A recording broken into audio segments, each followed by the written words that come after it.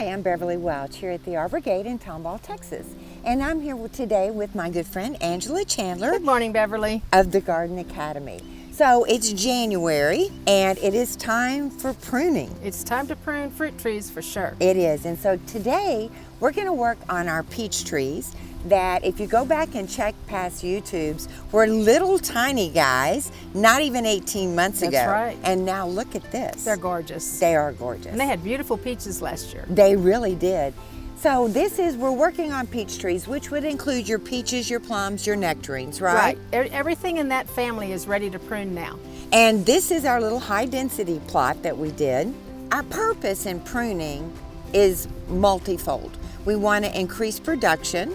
We want to get out any dead wood, open up for airflow, but mainly to control the growth, right? Yes, what we want to do is we want to remove excess vigor, which has a tendency to move towards the top of the tree. Okay. And push that energy down into the tree for our peach production. Right. So one of the goals with anything that's in that peach family is that we want to remove old wood that has a tendency to become less productive over time. Okay. And encourage the tree to respond by producing new fresh wood that is more productive for us. So our first step then, from what I understand you saying, is we're going to bring down the height a little bit, We are. right? We're going to do that for a couple of reasons. Number one is to bring the fruit down into where it's reachable for us. Right. And then number two, it's going to remove the vigor that the tree is sending up to the top. It's really what we call excess vigor. We don't want that. It's foliar growth, vegetative growth, and what we want is fruit production. Exactly. So we're going to push that energy back down into the center of the tree. Okay, so what's the height we're looking for? Well, I always gauge it. It's kind of an individual thing, but I always gauge it by what can you reach. And in my case, I'm 5'4", so I try to keep my trees where I can reach them easily. So about 7 feet is the maximum that I would be looking for. Okay. And that might be anywhere between 6 and 8 feet, depending on what's comfortable for you and your family. So we're going to go through first and just kind of make a blanket cut and bring that height down. We are indeed. All right, let's go. All right. All right, so we want to cut here Okay. so that we have all this nice growth up here. Okay, perfect. And we're just going to go limb by limb? Limb by limb. And what I'm doing is cutting to an outside facing branch. All right. And I may even tip that back so that we do keep everything down within about our 7-foot range. Okay, so on the outside facing branch, is that going to encourage more outward growth? It is. What we want to kind of replicate is a big goblet, what we call an open vase. That's what we're looking for. All right. So I'm going to grab these loppers and meet you on the other side. Sounds good.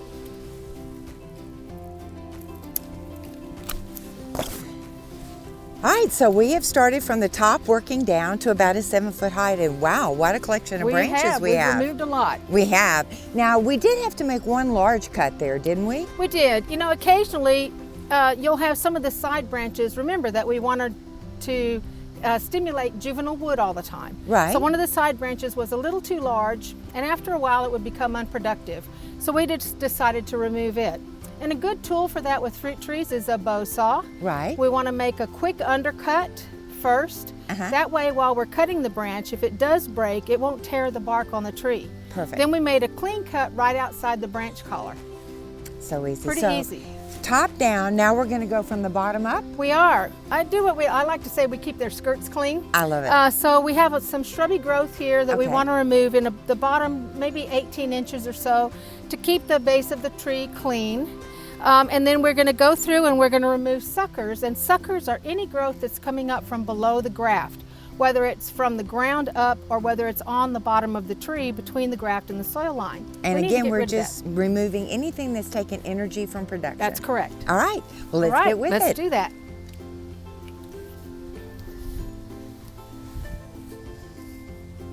So you actually went down below soil level In the to soil cut this level. up. Nice thing about these loppers is I can plunge them into the soil by a sucker and make a cut and get a good clean cut below the soil. Perfect. So we have a few over here. Now on these branches, we're just going to come, are these some that you want to remove? I don't think that one looks like it's going to be productive this year. We have some fruit buds, so we'll probably just tip it back. Okay.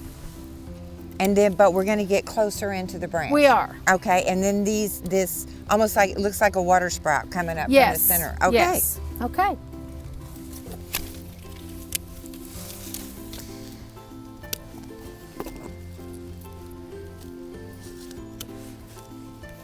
So now we've gone from the top down, the bottom up. Yes. So now we're gonna open up the center. We are a bit. You know, we're going to look for the things that we know are pruning issues for everything, and that is dead, damaged, and diseased wood. The 3 Ds. Right. And we're going to look for crossing branches, because crossing branches will lead to future damage. Right.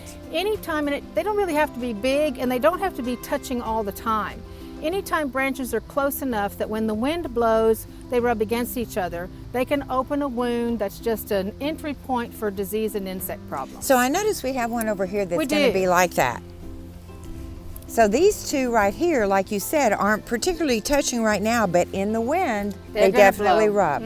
So what do you think about this? Well, this is a good example for that, and for the fact that a lot of times when you have two branches coming from close to the same point and growing the same direction, one of the two needs to be removed. So when we look at this, we would normally say that we would remove this one in a thinning cut, which is all the way back to the tree trunk. Right. But we see these beautiful blooms here, and that means we want peaches. those peaches. Yes. So what we're going to do for now is we're going to cut back, and you right about here? Right about there, and we're going to keep those peaches. Now we've safely removed it from rubbing on this branch. Okay. And so during our summer pruning, we'll come back and remove that branch completely. And you mentioned the summer pruning. So this is our January. This is our big pruning for the year. Yes. But we do want to maintain our fruit, just like with any other plant throughout the year, right? We do. With backyard orchard culture, we know we're going to do a major dormant season pruning, but we'll do probably 2 more with vigorous fruits like peaches, and at least 1 more with less vigorous fruits like apples and pears. And what we'll do is we'll come back immediately after harvest and give it a little haircut. Again, trying to keep that energy into making sure we have great buds for next year. Especially. And then we'll look at it again in late summer to see if it needs an additional little sort of thinning and haircut back as it goes into winter. Perfect. So another key to look for is the different, as you would almost say, color of the wood, right? The color of the wood in peaches for sure. Okay. Doesn't apply to every fruit, but it definitely applies to peaches and nectarines. And that is that we know we need to remove about 1/3 of the total wood every year to generate new wood growth. So making a decision of which wood to remove, we look at the older wood which starts to turn gray.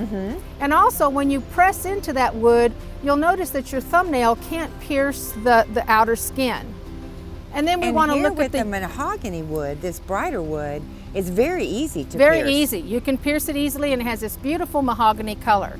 So what we'll do is remove the majority of this older graying wood. Okay. Maybe not all if it has some good buds on it, but the majority of it. Right. And then this younger wood, we're going to tip it back so that all of our fruit wood is about 12 to 24, maybe 18 inches long.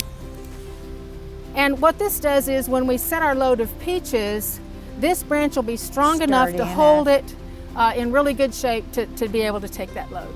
So by going through and doing this method, we pretty well will open this tree up and, like you said, take about 1/3 of the inner branches About off. 1/3 will be removed, and then younger branches will replace that this coming year, and we'll do the same thing next year. Perfect. And then one of our other goals is that we always want to make sure we have sufficient sunlight into the center of the tree. And when we prune in that open vase shape, whether it's a single tree or whether it's a high density cluster like this, we always want to keep an eye towards how much sun is getting in the center of the tree. Okay. For this year, even though we have some branches that are in the center, they're really just enough to give us some protection from the sun so that we don't overbake anything in there either. And we'll revisit those again in our summer pruning to see if any of that wood needs to be removed. Now I see one of our Ds over here. I see a damaged branch. We do, and this is right along a parking and walking area, so we kind of expect things to happen here. And in this case, a branch has been broken all the way back. And any of these little wounds, again, just an invitation. So we want to remove that. And also this is graying, and I don't see any productive buds. So we're going to do a thinning cut all the way back to the trunk. And then we come out here, and here's another one. Could have come from a bump. Right. And this one actually is what we call a hanger. It's coming from the bottom of the branch. Later this summer, we'll probably remove this whole thing. But for now, we're just going to take it back to the new young wood. Okay. So anything hanging or growing low or misdirected, we need to prune as well. Generally, that's the case. If it's hanging underneath the main branch, it's generally less productive. Okay. So I do step back every once in a while before I make those decisions and just sort of look at the Overall shape of the structure. tree. Because we want to prune for productivity, but it's in our landscape and we want it to be pretty too. Absolutely. All right, well, let's get started. All right.